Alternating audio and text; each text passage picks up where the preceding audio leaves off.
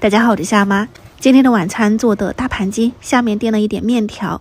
我上次自己处理的那个半只鸡还剩一点鸡骨头跟鸡腿鸡翅，我今天一锅给它炖了，斩成小块，先给它炒香，把水汽炒干哈，放一点葱姜蒜、八角、桂皮、香叶，一点花椒，家里面都有的这种香辛料，还有这个辣皮子，给它泡了大概有5到8分钟。这个是我去年买的，放到冰箱去冻起来的，还有最后一顿，然后放到继续一起炒。我们自己家里面没有那种酱嘛，我就自己调了一个，这种是不辣的那种辣椒粉，像那个青椒啊，然后那个天水辣椒粉都是可以的，放一点盐和水给它搅匀，就是这种辣椒酱了。还有这个番茄酱是一定要的，这两个搭配起来炒出来的味道还是很不错的，你们可以去尝试一下哈。就是我端上桌，他们说这么红彤彤的，但是吃起来是很香的。两个酱放进去，锅边淋上1圈米酒去腥增香，再次翻炒均匀。这个时候你可以翻炒得久一点，把那个颜色和味道完全融合在那个鸡肉里面，加一点酱油、生抽、食用盐调一个底味，再次翻炒均匀。从锅边淋上一点开水，炒酱的时候火力要小一点哈，避免炒糊。然后你加入开水就开大火，我后面还倒了一点啤酒，没过鸡肉就行了，盖上盖子，转成小火，先给它炖上20多分钟。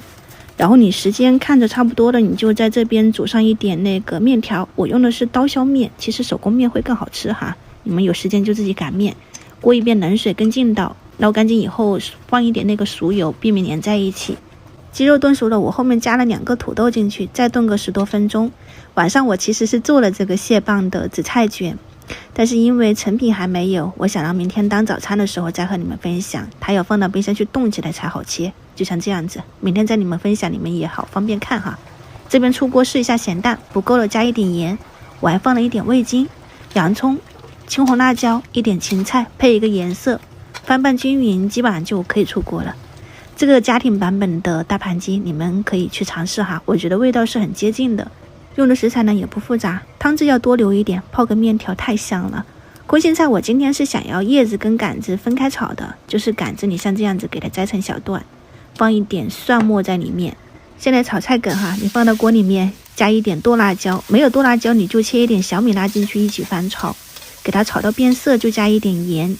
淋上2圈的米醋，就是这个醋一定要放，还有一点点生抽，给它们翻拌均匀。基本上出锅它就会变颜色，它这个口感吃起来就是那种酸酸辣辣的，特别开胃。菜叶就是和蒜末放到猪油里面给它炒软，加点盐，翻拌均匀。清炒的这种空心菜叶也可以出锅啦。空心菜的2种吃法你们应该也都试过吧，这个就是夏天我会经常做的一道菜。这几道家常菜大家可以参考一下。我的晚餐就是这一盘，今天有30多度，我下午出去办事的时候就买了一个大西瓜回来，今年的第一口西瓜真的是冰冰爽爽，特别的甜，你们也去试一下吧。明早再见，拜拜。